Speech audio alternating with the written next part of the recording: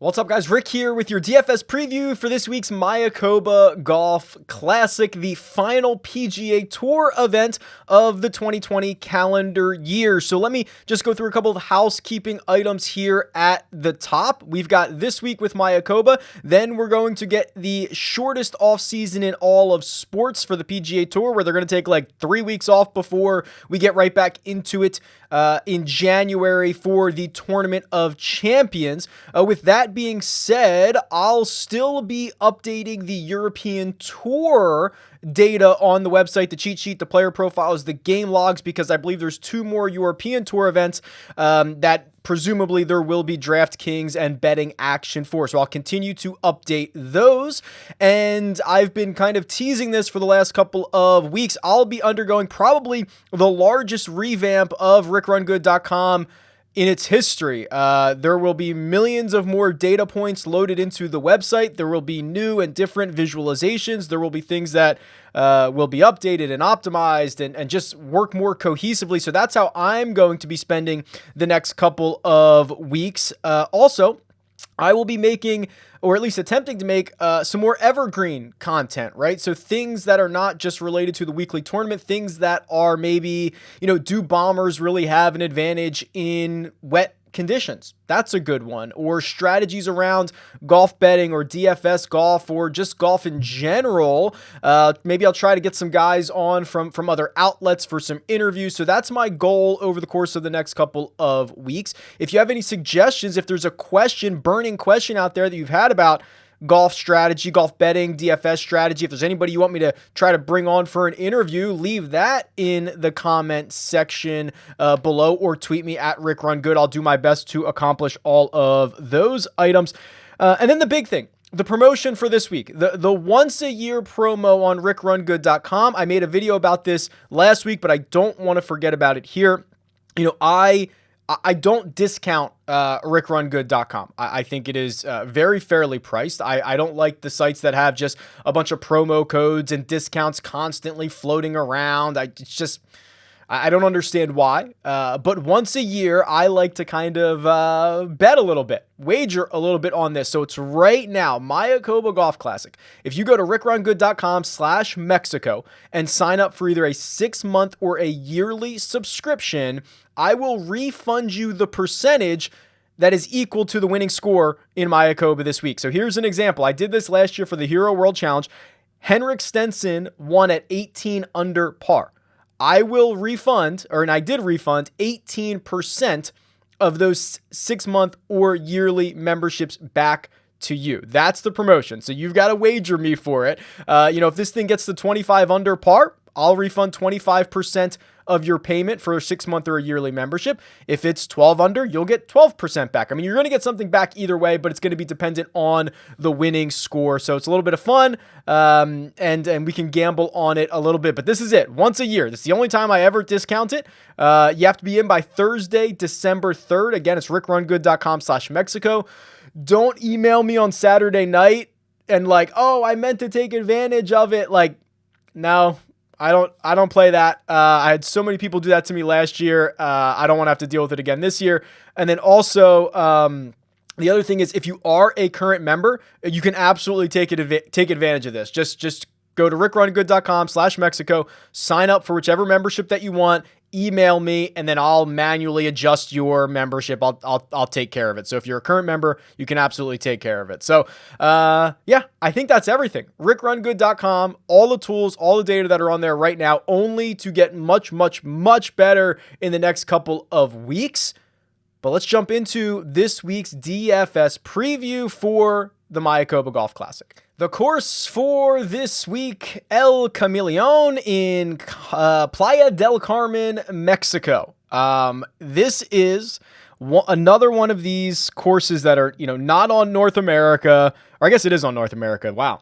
It's early on a Monday. But usually internationally, they do not take the shot link data. So we're not going to get shot link data this week. Par 71, 7,017 yards. Your comp courses are the similar Paspalum Green courses. You're talking about Punta Cana. You're talking about Cocoa Beach, which is where they host the Puerto Rico Open. You're talking about the Mayakoba Golf Classic. Now, of course, those Paspalum greens, we never get shot link data there. So what I've actually done below is, I don't have putting specialists for this week. So these are just your top putters. Now, the eye test and what we've seen historically here in Mayakoba is shorter hitters are fine around here. This is kind of a weird little course. It's a Greg Norman design. It takes advantage of, I guess I'd call it like jungle terrain. You're going to see some holes that are kind of jungly. You're going to see some holes that are kind of beachy, right? I mean, it's weird. You kind of get like 2 or 3 different ecosystems almost out there. It's a visually very beautiful course. But shorter hitters, no problem, right? Brendan Todd, he's your defending champion. Matt Kuchar, I'm thinking about Brian Gay, Fred Funk. Other guys who have won here or have had success here are not necessarily short hitters. And that's reflected in the key stats for this week. So this is the regression model that I run every single week. We have a lot of great data on Mayakoba. And what I love, and I rave about this tool all the time, RickRunGood.com/Mexico, if you want to sign up, because we don't have shot link data doesn't mean that these key stats are not valid for this week. In fact, quite the opposite. Because I'm using player profiles, I can see what types of golfers are having success at Mayakoba, even if we don't have shot link data. Like, that's what I love about this model. And it starts to really bear itself out a bit. I mean, you see the most important common stat is driving accuracy. And there's only 5 courses on the PGA Tour where driving accuracy is more important. Well, when you think about driving accuracy, usually distance and accuracy don't go together. So driving accuracy, driving distance is a below average stat at Mayakoba. But driving accuracy, one of the most important. So you're talking about shorter hitters that have had a lot of success here.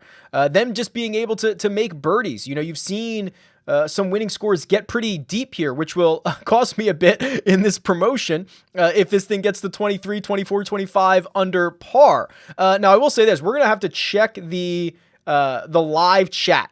On Wednesday, 3 p.m. Eastern time. We'll do the live chat again here on the Rick Run Good YouTube channel. We're going to have to check the weather. From what I understand, the Monday qualifier at El Chameleon, I believe it was there at the course. Monday qualifier is not always at the same course. Course was playing pretty tough. So we're going to see, we're going to keep an eye on it. Wind was kicking a little bit. So that's something you want to be aware of come Wednesday, 3 p.m. Eastern time, to see if there is an advantage to either one of these waves as they go out. So let's see who's doing well in terms of driving accuracy. After I've got this field loaded in, it's going to be Russ Henley chalk week, right? We're going to talk about Russ Henley in a second. He's 9,300. He's the most accurate driver of the golf ball this season. He's one of the better approach players in this field. Makes enough birdies. It's going to be Russ Henley chalk week. John Huh now up to 7,400. He's hitting a ton of fairways. Ches Reavie, Satoshi Kodaira, Corey Connors, and then there's your defending champion, Brendan Todd. We'll talk about him more in depth in a second. And then if this thing does turn into a birdie fest, you're looking at birdie or better percentage. JT is here. He's 11,400. Harry Higgs missed some time with COVID-19. He's at 7,000. He makes a ton of birdies. Peter Malnati, he's had some good run recently. He's 7,300. The other thing is this. I think you're going to hear about maybe a correlation to Sony.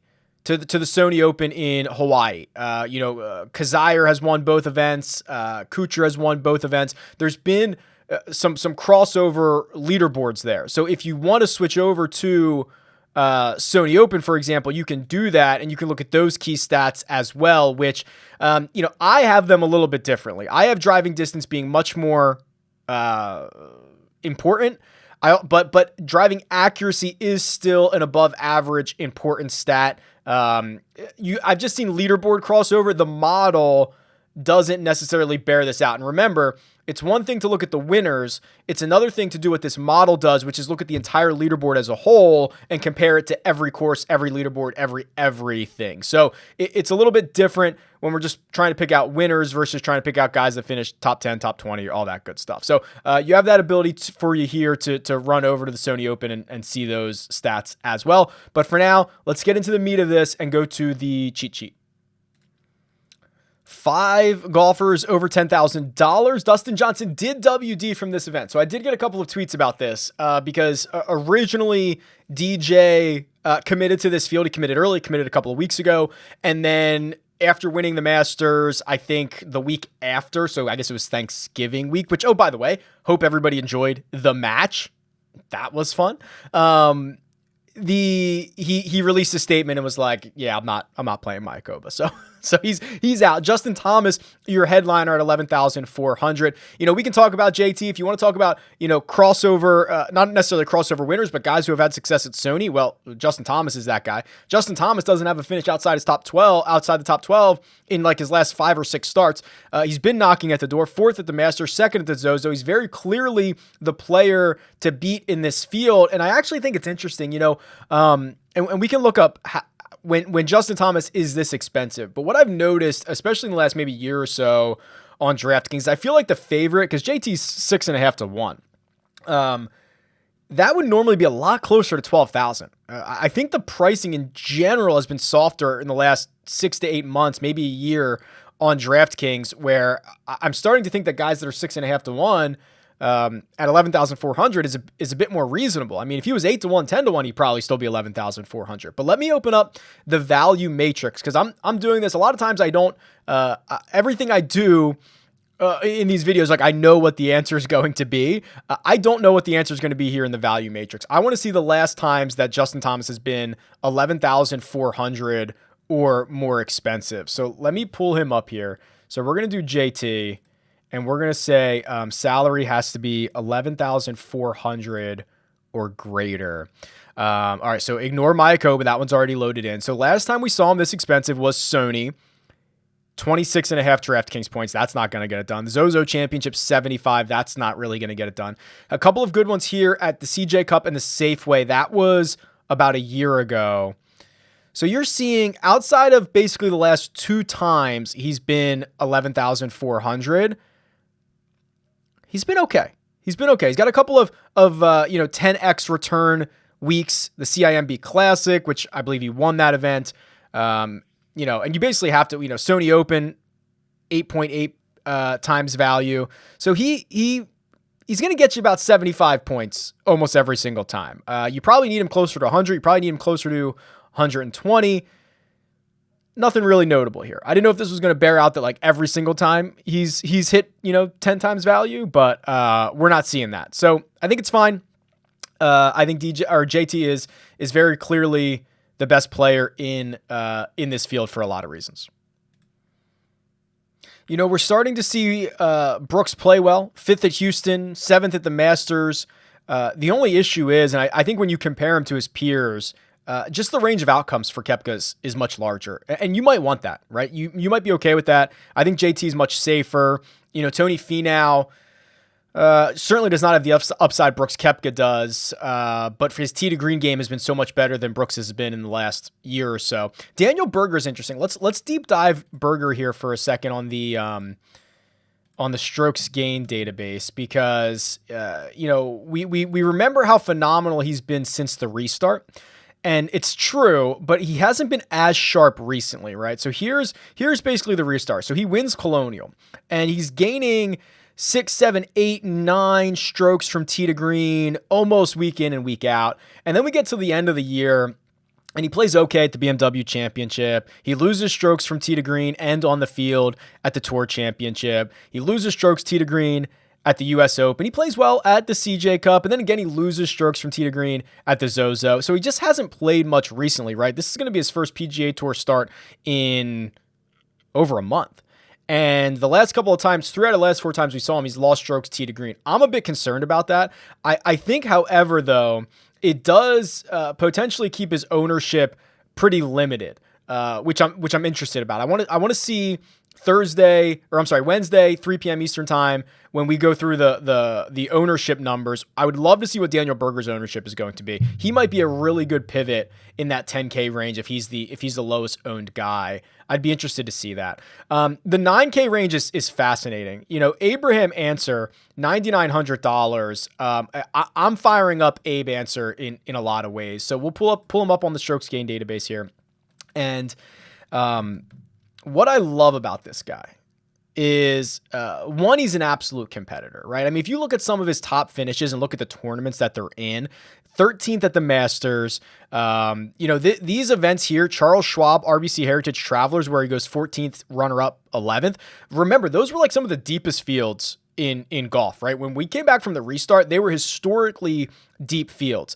Fourth at the WGC HSBC. He finished 8th here last year. He has a T12 at the WGC in Mexico. He is the highest ranked golfer in the world. I think he's the 22nd ranked player in the world right now, who has never won on the PGA Tour or the European Tour. And he keeps putting himself in a lot of these positions. I think there's no better place for him to do it than Mexico, his home country, right? To do it in Mexico, to get his first win here at a course that he's played well at, and that will not penalize him for being a shorter hitter. I really like Abe Answer's chances this week, so I'll probably load up there. I really like Victor Hovland. He has been so sneaky good over the course of the last 5 starts. I mean, he's got 4 top 15s in his last 5 starts. His only win came on Paz Palm greens at Cocoa Beach, right? We don't have the shot link data. We know he chipped in a couple of times, but that Puerto Rico Open win, Paz Palm greens, that's what you're going to get this week. He's missed the cut here in both trips, which is a little bit concerning, but really like the way he's playing at 9,700. I feel like he's flying under the radar quite a bit. And then here's the bottom of the 9K range. I mean, I love all these guys. If I could just make lineups out of the 9K range, I probably would. Henley, as mentioned, I think he's going to be just super chalk, right? I mean, we can go to the Holy Grail here and we can sort almost anything that we want. Let's call it since the restart. Since the restart for players in this field, and give it a second. It's a lot of data that's going to load, and we're going to sort from, let's sort tee to green. And here are the names. It's Will Zalatoris, who has 10 rounds. He's gaining nearly 2 strokes from tee to green. It's Justin Thomas, and it's Russell Henley. And the 2 of those guys, Will Zalatoris and Russell Henley, are in the bottom of the $9,000 range. And Henley's been kind of this DFS sweetheart over the course of the last couple of months, and he's paid it off when he's been chalk. I just think he is going to be uber chalk this week. I'd be interested to see what Zalatoris is going to be. He's got like 4 top 20 finishes in his 5 starts this year, or since the U.S. Open. Maybe it's not. I guess that is this year. And he's been so good. So interested to see how the bottom of the 9K range shakes out. And then Joaquin Niemann. Niemann is a guy that I spent a lot of time on in the live chat last week. And as we continued to talk about him, I continued to grow more excited about him. And, he opened up with like a 73 last week at the RSM, found a way to make the cut. I think he shot a 66-ish on Friday. And then he shoots his best round of the week. I think it was a 65 on Sunday. So we saw kind of flashes of brilliance, kind of shaking off that rust. Now he's only 9,100, plenty of upside. He was playing well before he had to sit out due to COVID-19. Like that's good stuff. And then to round out the 9K range, I mean, I could spend so much time on all these guys. Corey Connors has gone 8th, 24th, 10th, 10th. I mean, we're starting to see him round the corner again to get back into that ball striking world that we know about Corey Connors. So I mean, that is an absolutely stacked 9K range. I will be just filling my ownership and my lineups with guys from that range. The 8K range has a lot more question marks. I would like to buy on Brendan Todd. It has been an ugly 2021 season for him. Remember that he was dealing with that broken toe. I think it reflected in his results. He missed the cut at the Bermuda Championship. He missed the cut at the Masters. Finishes T37 at the RSM Classic. Obviously, this is a good course for him. He's your defending champion. Again, it's a shorter hitters who can hit a lot of fairways, who can get hot with the putter, which is exactly what Brendan Todd is. So I think the fact that, he's had some bad results recently as he's been dealing with that injury, keep his price tempered a little bit. I think he's in a much better spot. He gets the extra week over Thanksgiving. If there was any lingering toe issues, I mean, it's just one more week to heal, right? He doesn't have to go walk 4 rounds anywhere. So very interested to see what Brendan Todd is able to do this week. And the rest of these are kind of question marks. Are we buying back in on Gary Woodland? I'm probably not personally. Emiliano Grillo, if you go to the full course history here, he's played here 4 times. He has the best average finish. So where can we find Emiliano? So Emiliano's average finish is like 22nd, right? So he's gone 10th, 9th, 15th, 41st in his 4 starts. That's the best average finish of anyone who's played here at least 3 times. So you have the course history there going for you. I'm not a big Grillo fan, but if there was ever a week, this is probably the week, especially when you look at, some of the peers in that 8K range that are not as exciting of options, right? Brian Harmon, who I'd probably forgive, who misses the cut at the RSM Classic. That's his first missed cut in like 11 starts. I'm probably willing to forgive him there. But there's a lot more question marks in the 8K range that make trying to buy Brendan Todd more appealing. It makes trying to maybe eat a little bit of chalk with Emiliano Grillo at $8,700 or $8,300, a bit more appealing, because I really don't like this range at all. I'd love to live in the 9K range, and then we can go down to the 7s and see what's down here, if there's any way we can find a bit of salary relief or maybe find a value or two. And instead of living here on the cheat sheet, let's go back over to the Holy Grail here on the strokes gained database. And I still have this sorted by tee to green since the restart. And let's go a little bit later than that. Let's go this season, I guess. Let's do 9. So Safeway was September 13th. Let's do that. All right. So now we have this season of strokes gained data. And I'm looking for guys in the $7,000 range. And right away, Harold Varner's name pops up, right? He actually leads this field this season in strokes gained tee to green, 1.89 per round. He's 7,800. So let's look at his results. Here he is. The way he's done it has been incredibly volatile, right? So he went 13th at the Shriners, missed cut at Bermuda, 15th at Houston, missed cut at the RSM. Then you look at his tournament history, and it's not much better, just as volatile, right? 5th place finish in 2016, misses the cut in 17, doesn't play in 18. 6th place finish in 2019, 58th in 2020. So, I mean, it's just he hasn't been able to put two consecutive events together. If we're playing the every other game, this would be a good week for him.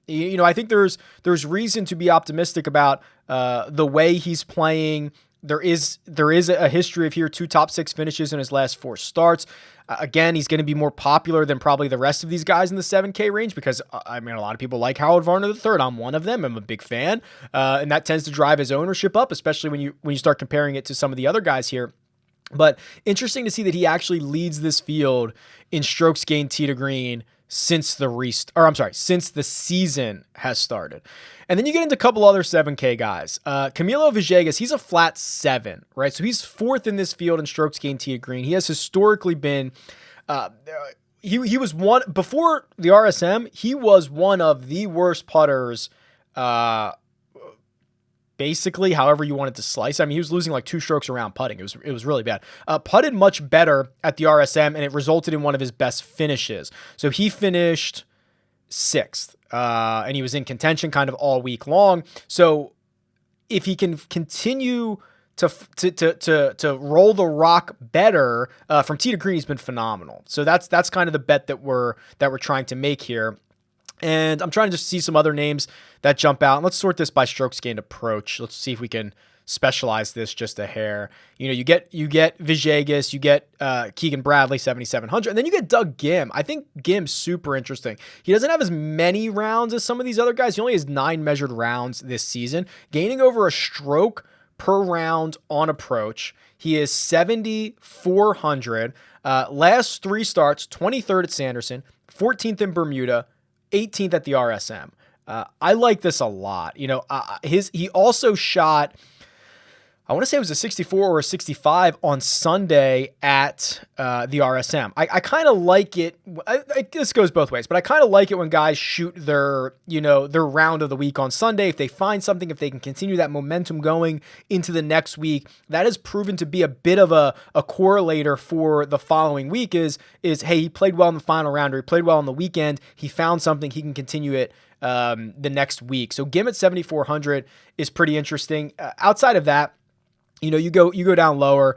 I still love like kind of the Harry Higgs upside, right? We've seen Harry Higgs finish second in events. We've seen him finish third in events. He's still coming off of that COVID break, after testing positive. He missed the cut at the RSM. I'll be interested to see what he does this. I was going to say the next couple of weeks, but I guess we really only have Mayakoba. Very interested to see what he does here. And then, I could throw a dart with Peter Malnati, right? I mean, he's a popper. He played well for, I don't know, it's called 27 holes last week before kind of fading over his last 2.5 rounds. He still finished, made the cut, finished 48th at the RSM, but he was feeling himself early in that event, and he's played well enough recently for me to continue to go back to him. The sub 7K range. So we're into the sixes now, and I can go back to the Holy Grail and try to find some 6K guys. And, I might have to open up the range a little bit because we're starting to get some guys with some really small sample sizes, whether they're, just making their second or third start here this season. So let me open this up a little bit, and I'm going to go back to the restart, and I'm going to go back to strokes gained tee to green. And the first $6,000 name that pops up here is Wesley Bryan. He's about 12th in this field in strokes gained tee to green. He's got 22 rounds under his belt. We'll talk about him in a second. Hank Lebioda, 6,400. Chris Baker, Luke List. Those are the top four $6,000 guys who are probably in the top 20 or 25 of the strokes gained tee to green metrics since the tour's restart. So we look at him, we say, okay, Wesley Bryan, 6,600. Haven't seen him since Bermuda where he missed the cut. Start before that was 12th at Sanderson Farms. Hasn't played a lot. His ability or his profile plays well at what I would deem to be resort courses like this one, which is hit your irons well, because if the wind blows, like we saw, I think we saw it at Bermuda earlier this year, the guys who hit the heavy ball, the ball strikers, that's going to really be beneficial. So he's a good ball striker. And then he also has the ability, doesn't always happen, but has the ability to get hot with the putter, which that's a really good combination on resort courses. He's only $6,600. Lebioda is a little bit different, right? He does it differently. He's kind of a short game specialist. He loses strokes off the tee. He loses strokes on approach. He loses strokes tee to green. But he gains around the green and he gains as a putter. And that's a bit concerning. That's a different style of golfer than I would want to be investing in. Even if it is only $6,400, I'd probably rather throw my dart onto a Wesley Bryan, for example, or even like a Cam Percy. I don't know how many rounds he has. I guess he's got enough rounds this year because he played Sanderson, he played RSM, but same thing. In a similar fashion to Wes Bryan, it's approach game and it's putting. That's a good combination for a resort course. Also, I don't know if I even have him on my sheet yet. I might have to load him in because this is his very first start. So I'm going to add him in here. Hold on. Let me see if I have him. And if he's not in here, I'll add him in. I'll have to generate a profile page for him here, but it's Andy Ogletree, who was your low am at the Masters, now making his first professional start at the Mayakoba Golf Classic. I don't know what to expect. He's $6,700, which is really cheap. He played well the last time we saw him. Obviously, holding your own at a very deep field at Augusta National is a big deal. But then it's also a big deal and much different when you're trying to be a pro, right? And now you've got sponsors' names on the hat and on the bag, and you're just kind of playing. It's different. It's all very different. But I think that he is priced in a way at $6,700 where you're looking at Zin Zun Zhang, Roger Sloan, Brendan Steele, Jonathan Vegas. Those are the other $6,700 guys. What are you looking for? If he makes the cut, is that a success? If he is one of these next just really good young guys who are coming into the game, and he's much better than this price tag indicates, and he's going to start to settle into $8,500 on a weekly basis, or even $7,500 on a weekly basis. Like I almost want to be early on it. So this is a really good opportunity. One event. Unless he does something crazy, he's probably going to be, in contention to at least pay for himself, like in terms of value. So I really like Ogletree's price, and I have a feeling, because I don't really love any of these other, those names that I mentioned, or the other guys kind of in the sub 7K range. Ogletree's interesting. Really, really interesting. And I'm excited to kind of watch and see how he does this week. Okay, let's jump over to the custom model. I'll make you a model, and then we'll get out of here. All right, so driving accuracy we know to be very important. What did I say? Only 3 courses more important on the PGA Tour than here at El Camaleon. So I'm going to weight it heavily. I'm going to weigh it as 35 out of my 100 weights. Then what I'm also going to do is if it is windy, if it does get a little nasty, I'm going to do 20 on approach, and because it is a resort style course and I want my guys to be able to make putts, I'm going to do 20 on strokes gained putting. So I've got 35 on accuracy, 20 on approach, 20 on putting. It is a par 71. So let's say, I don't want to put too much on here. Let's just do 10 on par 4 scoring, because I think it's just the one extra par 4, and then 15 on birdie or better. And let's run this and see what we get. Oh boy, John is my number 1 golfer. Now, I assume that is going to be because he has like 6 measured rounds or something like that. So I'm aware of the sample size, but he's my number 1 golfer. And then Russell Henley, which makes complete sense. Again, I think he's going to be super chalk, right? Russell Henley, basically, if anybody with a sample size, is my number 1 golfer. And then Peter Malnati, who has played well. I really like Malnati. Corey Connors is up here. Austin Cook, Justin Thomas, Doug Gim, Joaquin Neiman, Harris English. I mean, these are a lot of names that I mentioned. Brian Stewart's interesting. That's not a name that I mentioned. He is my 6, 7, 8, 9, 10th ranked golfer. He's $6,900. He certainly fits the mold of shorter hitter who can strike it well, and at times, he can putt okay. I don't think he can get super hot, but at times, he can putt well. So that's interesting. That's a name that popped up that I probably would not have considered, but now I'm reconsidering that. So that's why I like doing these custom models. All right, guys. Again, housekeeping items. We are headed for the shortest of short off seasons. There will still be content. There will still be European Tour data. There will be a live stream Wednesday, 3 p.m. Eastern time on the Rick Run Good YouTube channel, where we will do ownership, question and answer, final thoughts, all that good stuff for this event. Also, this is the one time a year. Get in before Thursday, December 3rd for your one chance a year to get a discounted RickRunGood.com membership. All the tools that you saw in this video are from RickRunGood.com, and I'm in the process of revamping everything. It's going to be phenomenal.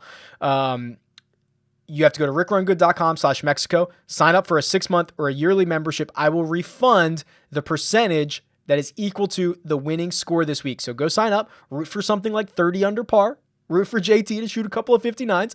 You will get a lot of money back. And if you are an existing member, you can also take advantage. Just go sign up. Again, RickRunGood.com/Mexico. Send me an email. I'll manually adjust your account. I'll take care of you. That's it.